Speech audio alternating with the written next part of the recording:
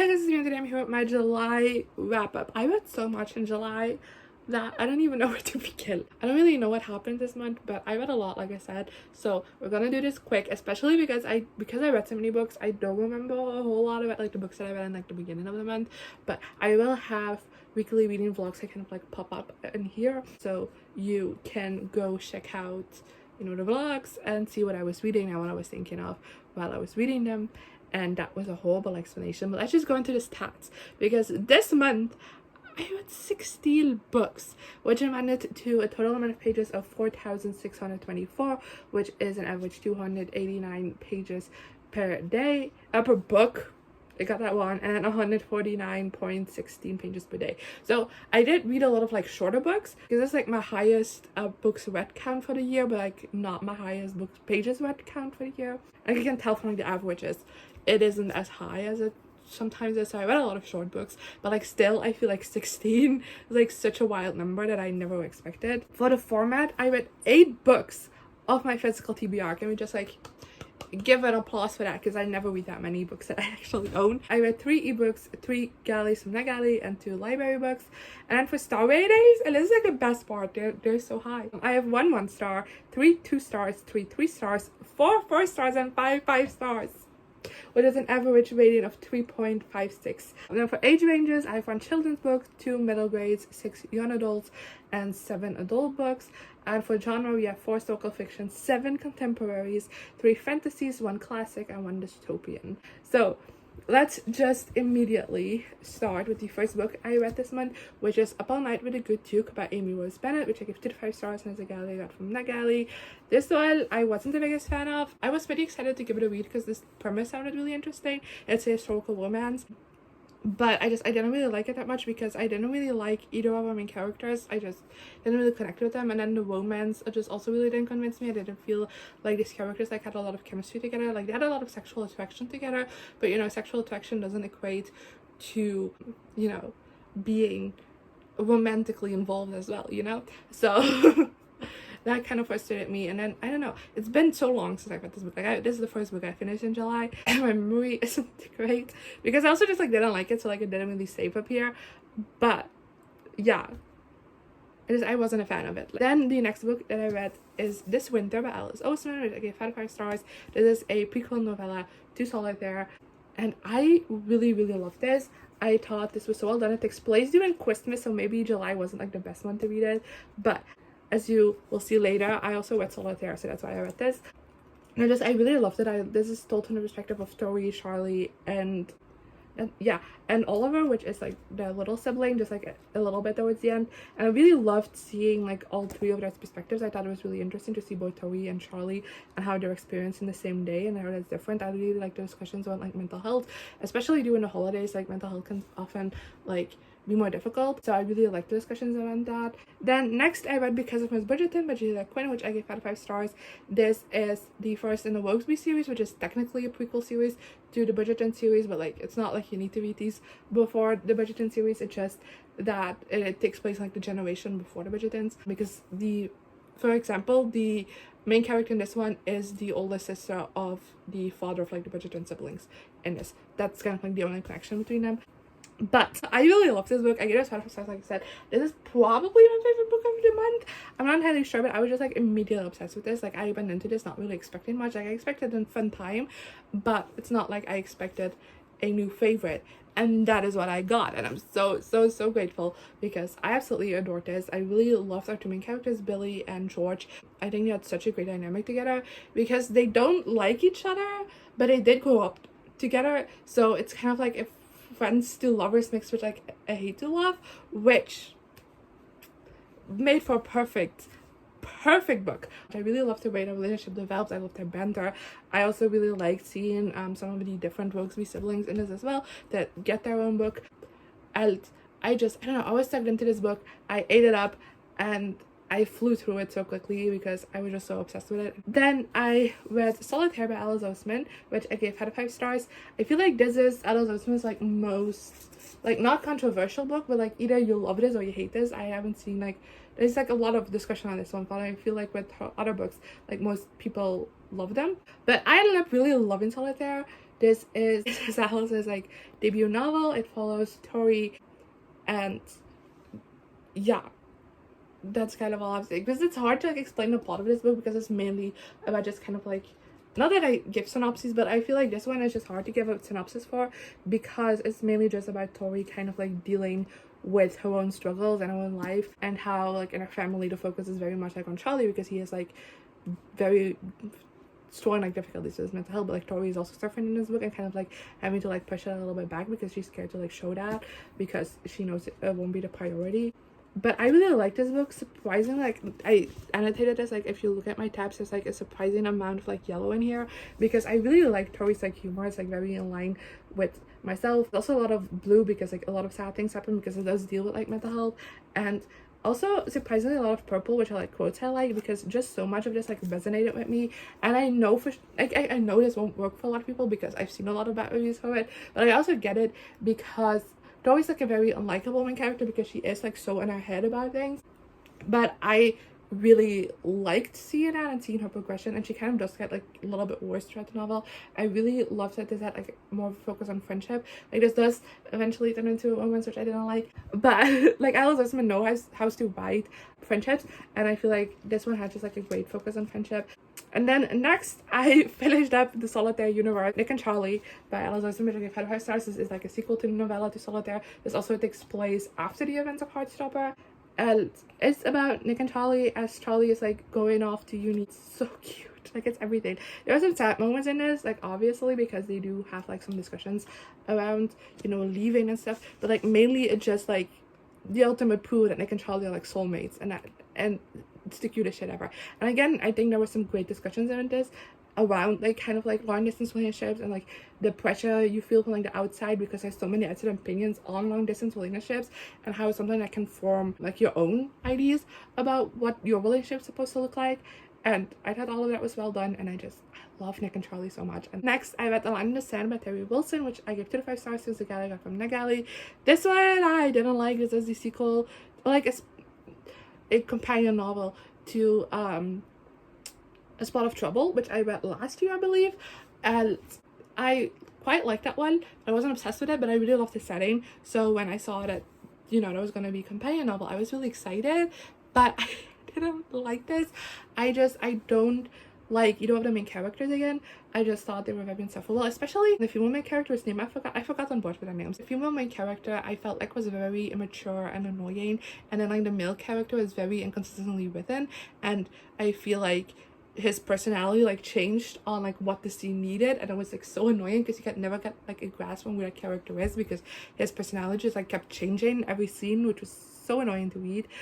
I don't think these two should have ended up together because they were constantly like fighting with each other without actually ever resolving anything, and I just feel like that isn't really a good way to do like a hate to love. You know, if you're gonna do a hate to love, it's gonna be like some resolutions to fights and like apologies and stuff, and that was never really a case in this. So it just feels like these two will like forever will keep fighting and just like kissing to make up instead of like talking things out, which isn't healthy, by the way. But the reason I didn't give this a 1 star is because I still absolutely adore the setting of Turtle Beach. I think it's such an amazing small town, and I really love like the different eccentric personalities that make up this town, and I feel like Teri Wilson does a great job like transporting you to this small town. Such a great job. And then also just like the cutest dog. He does a good wishes. We kind of plays matchmaker, so I should be mad at the dog because these two don't belong together, but like so cute.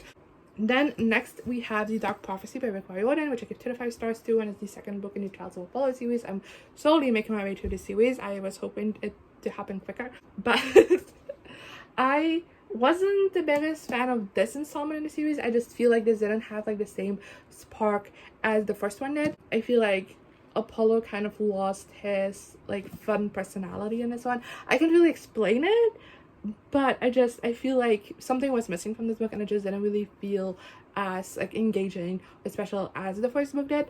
And therefore I didn't really like it as much, but I do still think that this book did some very interesting things for the series, and I'm very excited to see where the story will continue on with after this book. And I really loved the antagonist and the antagonist connection to Apollo in this book. I thought a lot of that was really interesting. So yeah, there was like a a lot of potential for me to love this one, but eventually it ended up falling flat for me. And then the next book I read is The Other Miss Bridgerton by Julia Quinn, which I gave 4 out of 5 stars. This is the 3rd book in the Workspace series. I skipped the 2nd one for reasons you'll know if you see my vlogs, but I really like this one. I was very excited to give this one a read because this one is Andrew's book, who I really loved in the first book. Like, he makes a lot of appearances in the first book because he's Billy's best friend, so I really loved him in that. So I was very excited to read this book, and I have to say I also really enjoyed this one. This is also my first like pirate historical romance, so that was also really very exciting to read. I really liked the setting. I don't know if it's just like Julia Quinn doing it that I really liked, or just like, you know, one of if I do really like the setting, but like I like the setting, so I might check out more pirate romances. Like, definitely leave those in the comments if you have some recommendations. But I really enjoyed this. I really liked Andrew, and the girl's name I've forgotten, and I feel so terrible about that. Poppy. Her name is Poppy. I really loved the two of them. I thought they had a great banter, and I really liked how kind of they like started to confide more into each other, and like started to trust each other more, and like find like these connections with each other, because the circumstances like that they get together aren't like the best. So like I kind of really appreciated that they talked to each other so much, which sounds so weird, but like they had so many conversations about so many different things, like that might seem like a little bit like weird, like useless or something, but I just feel like that was like the best way to like develop this relationship, and it was done really well. Like I said, I really love the pirate setting. Like towards the ending, this also gets like a little bit of like an adventure plot, I guess, which I also really enjoyed. It was very high stakes and get me at the edge of my seat, and I really liked. The only thing why I didn't give this a 5-star as I did the first book is because Poppy kind of annoyed me at some points, because I feel like she didn't really understand like the severity of the situation that she was in often.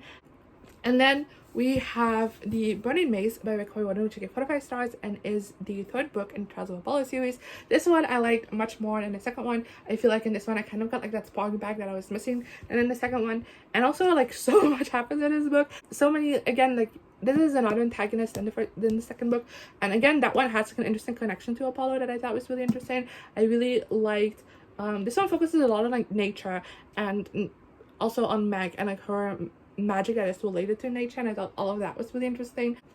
And I liked that we delved more into like Meg as a character in this one as well. It was all really interesting as well. And like the second half of this got like very sad, like some major things happen in this, and it gets sad, and it's about grief, and it's so well done, and I really liked it.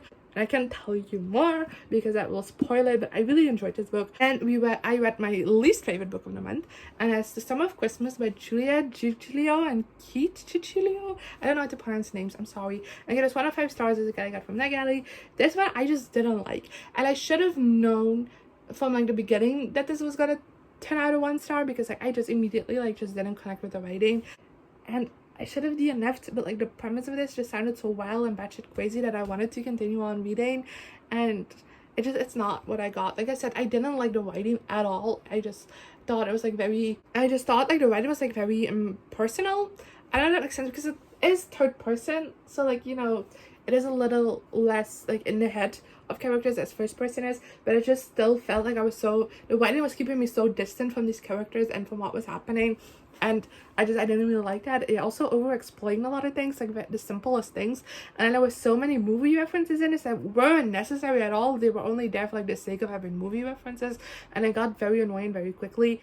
And then I didn't really like any of the characters. I thought they were all like very annoying and selfish and hypocritical, and I just didn't like him. And then the romance was also just like without any chemistry, and I didn't like it. And even just like the drama that I was hoping to get from this book, I didn't. Then next I read First Comes Scandal by Julia Quinn, which I give 4 out of 5 stars to, and this is the last book in the Workspace series. And this one again I really like. This follows Nicholas and Georgiana, or we also call her Georgie in this book. And actually, fun fact, in case you want to know, there is this, Georgiana is also like a sister of Edmund, who is the, you know, the Bridgerton main clan, let's call him that, father.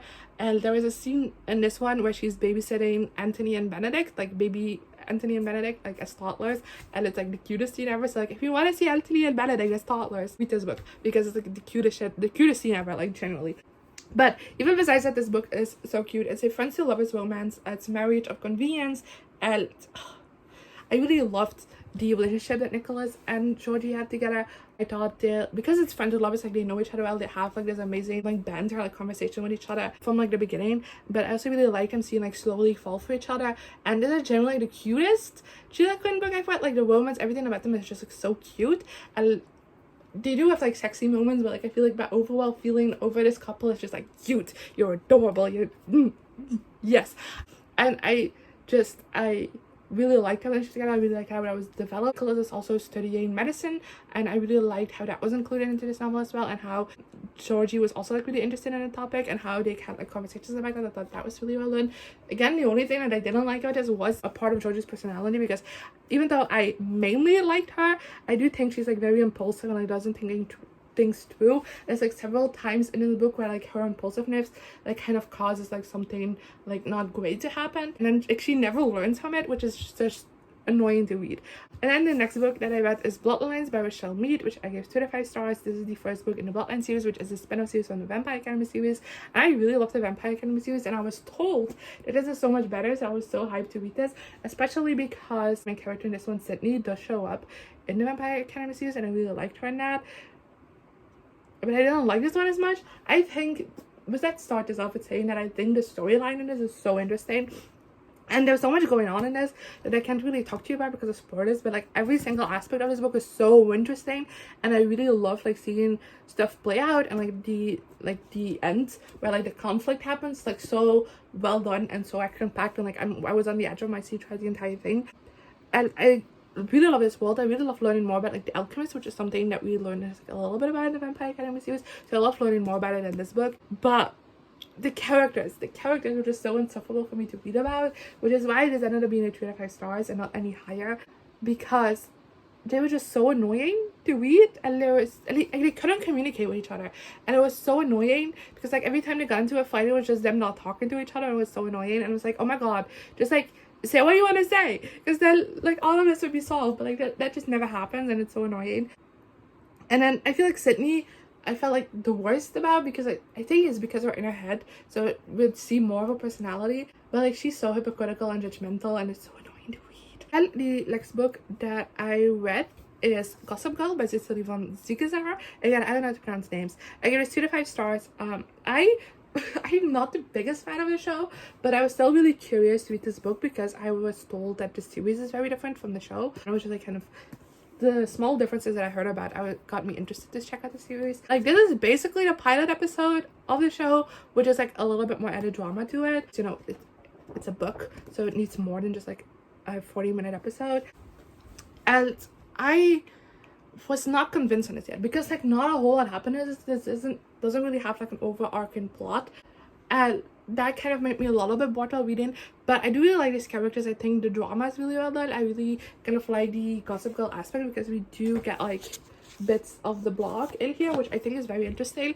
There are already some differences from the show that are interesting that I'm excited to explore, so I do really want to continue on with this series, but this book just like didn't really do much for me. And then next I read Kim Ji-Jun, born 1982 by Cho Nam-Joo, which I gave 4 out of 5 stars to, and this one is one that I would like to say is required reading for everyone, even if I gave it 4 out of 5 stars and not 5 out of 5 stars, because there's so many important themes dealt with in this book. And something I really like is that it's a very like feminist book, but I feel like it doesn't really give you like this is how you should think about this, or like this is my opinion on this. It's just like this is a woman living her life, and all of the misogyny and sexism and stuff like that she just like casually experiences, which is like a normal thing for women. And I really loved having just like that kind of like this insight, and I didn't ever feel like too preachy about like its subject matter, because I feel like a book about like feminism can very easily like become very preachy, and like this didn't. And I really liked how it was done. I also just loved that it was just like so slice of life. It just followed this woman her like entire life and the things she goes through, and I thought it was so interesting. The only reason why I didn't give this a 5-star is because there are times where it's get like very like statistical and kind of like reads a bit non-fictiony, and like the ending does explain why that's a thing, but it took me out of the story and I didn't really like it that much, so that's why I docked a star. But like for the rest, I think it's just like required reading. Everyone should read this. I kind of picked this up on a whim, not really knowing a lot about it, but I'm really glad I did. And then we have another favorite of the month And that's Winnie the Pooh by A.A. Milne, which I give out of 5 stars too. Like, this is like a new comfort read. Like, I just I love it so much. So I grew up with the Disney version of Winnie the Pooh, obviously, and I had so much of Winnie the Pooh, like merch, books, like movies and stuff like that, but like all of it was like Disney. So I've been like very intrigued to like read the actual like source material, and I know there's like a whole series of books, but like I just went the first one. I only own the first one, and I love it so much. It's like every chapter is like a different short story, so it's like episodic, just like the movie is. And I love the way this is written. It's just like, it's so cute, and everything about it is so wholesome and adorable, and I really love like the different stories in this one. Next book, the last book I have for you today, is Believe Me by Tahereh Mafi, which I give 2 out of 5 stars to. This is like it is supposed to be an extended epilogue to the Shadow Me series, which technically it is that, but like it doesn't do anything that I wanted from an extended epilogue to the Shadow Me series, because like the last book is like a very unsatisfying ending, and it's so open, and like so many questions are still left unanswered, and like this answers like none of them. That was really annoying. The only reason why this is so close to a 1 star. The only reason why it isn't, I think, is because I have so much attention to this character and to this world, that reading this like did have some enjoyment factor to it, even if I didn't really like what was going on in it. And also Warner with the dog is like the cutest shit ever. Like, what's up with today with like dogs skipping books from 1 stars? It's something. But I didn't like this. I think nothing happened in this. This didn't give me what I wanted, what I was promised even from this epilogue. Because it's like one major thing that I won't say just in case of spoilers. But when this was announced, like there was one major thing that was promised to us, and like it's not in here. So that got me like super angry. That was all I have for you today.